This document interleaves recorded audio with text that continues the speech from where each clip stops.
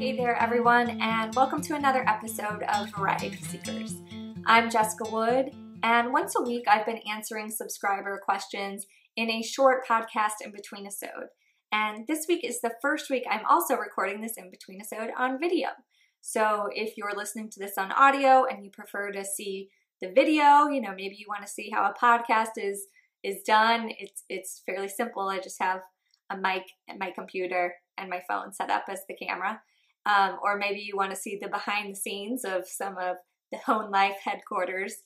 Well, then head to honelife.com/passion for this episode. So honelife.com/passion, and you'll be able to check out the video and also listen to the audio. So in last week's in-between episode, I told you about an email that we received from one of our subscribers, Paula. And we're going to talk about that email again. So I'm going to read it just in case you missed it last week. It says, "Hi, Jessica and Alex. Today has been a big day for me. I had a mini epiphany on my way to work this morning, and then I got a call that pretty much changes my life. My mini epiphany was this. I keep saying that lack of money is one thing that is holding me back from living a more fulfilling life, but then I turn around and rack up credit card debt by buying things I don't need. If a better life is so important to me, why am I not making it a financial priority? And then my mom called me at work. I'm getting a $38,000 inheritance within the next month. One, that is more money than I've ever had in my whole life. And two, my lack of money excuse has pretty much been wiped out. So now I'm left with deciding what are my highest priorities, aside from paying off credit card debt, and having to step up to the plate. I've always had some kind of excuse for why I couldn't fulfill my dreams, mainly that I didn't know what they were. My question is, do you have any advice for making hard decisions and or overcoming fear? Thank you so much for what you do, Paula." So Paula was used to operating under the no money excuse, which many of us, myself included, are known to do. So I would start my own business if I had more money. I would focus on my art and my writing if I had more money. I would get out of this unfulfilling career and start finding my passion if I had more money. But like Paula, I guarantee that the majority of people, even with more money, would still be asking, what do I want to do with my life? What's my passion? What is next? Because money doesn't provide direction. So what should Paula do? What should you do? Well, today I'm going to tell you two huge things that are game changers. The first is I'm going to tell you what your passion is.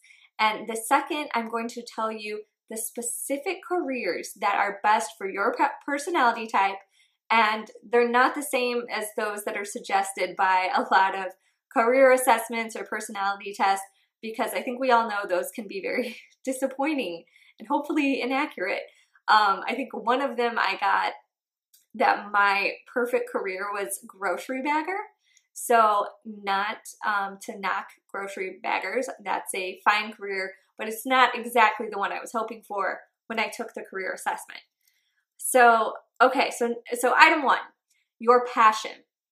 Now, I've said this before, that your passion is variety, right? This is the Variety Seekers podcast.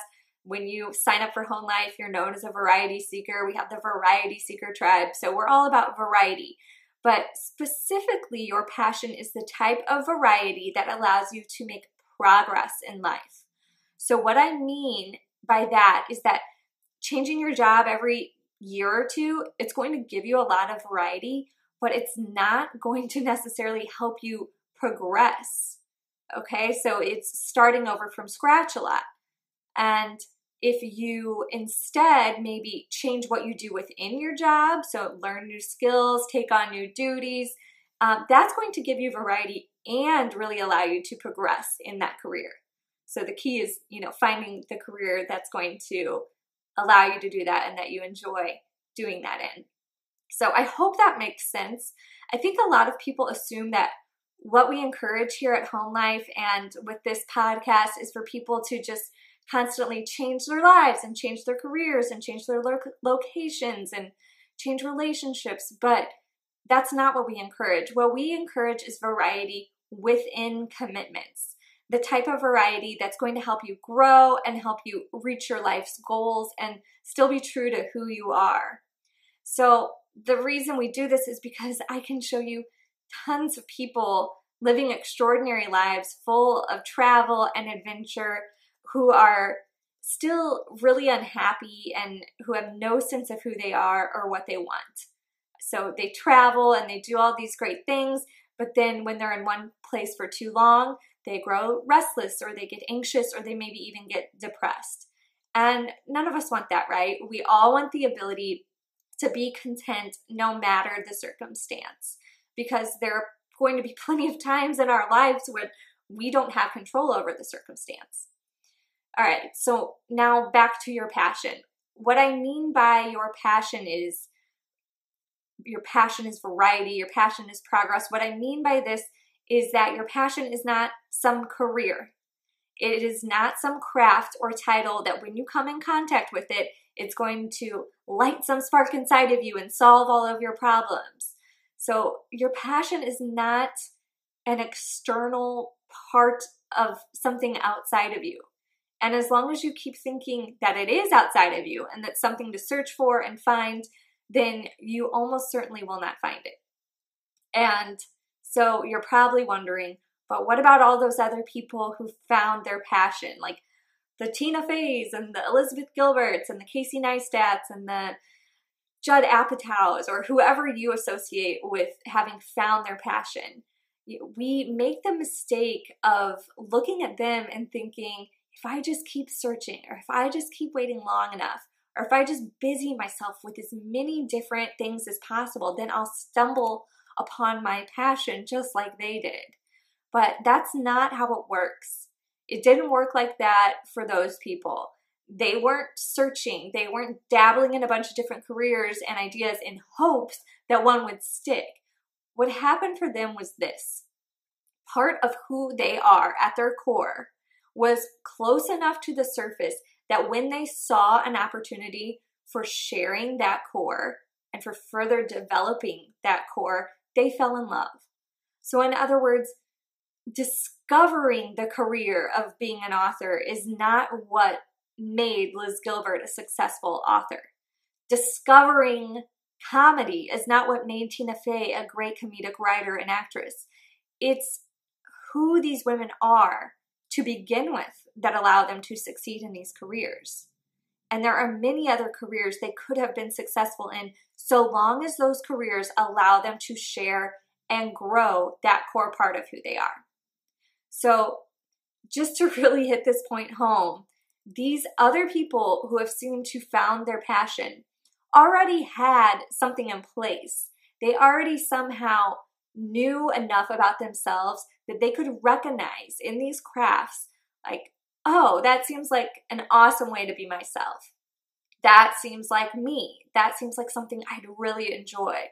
So they aren't searching for something outside of themselves to complete them, which is what we're doing when we search for our passions. And also, they didn't just look at their skills and what they like and decide that that must be their passion. And what I mean by this is, we do this all the time. Like, well, I like kids, and I don't really like working in the summers, and I like helping others, so I guess my passion is to be a teacher. But then many of us don't like being teachers. Or I really love yoga lately, and I really like wearing comfy clothes, and I really like helping others. I guess my passion is to be a yoga teacher. And then we don't really like that either. And that's because we are still basing our career choice on our external and often temporary interest. That's how we go from being a teacher to a yoga instructor to a graphic designer to a writer, all within, a matter of years. Or it's how we stay stuck in one career that we're miserable in because we can't make up our minds. We just keep changing them from, maybe I want to be a yoga teacher or a graphic designer or an author. So that's why it's so incredibly important to first identify who you are at your core. And that's the part of you that doesn't change. So that's why it's so important. Once you start operating from your core, you'll be able to see professions that make you say, oh, wow, that seems like a fun way to be myself, and that seems like me. And as long as you stay in touch with your core, you won't grow tired of that career because it's part of who you are. It's just the way that allows you to be you and also pay the bills. So what I'm saying is that there are no people who have found their passion, not in the way that we usually think of finding one's passion. There are just people who have found professions or crafts that allow them to be themselves. And because this craft or profession is allowing them to grow and further reveal who they are, they call it their passion. But really, their passion is the growing and the becoming their greatest self. So it could have been another craft or profession that allowed them to do this, but it wasn't. I hope that makes sense. So please stop looking at what you're good at or what your current interests are and begin the hard work of learning who you are at your core. And in case you're wondering, well, why do I have to do the hard work to learn who I am? Why did it seem so easy for little Tina Fey or little Liz Gilbert to figure out what they wanted to be? Well, it's a combination of your personality type and the environment in which you were raised. So for whatever reason, maybe you're someone with a lot of anxiety who spends a lot of time in their head worrying about the future, or maybe you're someone who just wasn't encouraged to really be yourself growing up. Whatever it is, it doesn't really matter. The important thing is that you realize it's time to start figuring out who you are so that you can recognize when a career or profession will allow you to be yourself and when it won't. So the best way to start figuring out who you are, and I've said this before, is to be present. So stop thinking about what others have said or will say. Stop thinking about what needs to get done or what bad things could happen if you don't do X, Y, and Z. Just get out of your head and be here now. And that is a lot easier said than done. I mean, that is, what so many people are trying to do, and it takes a lot of time and hard work.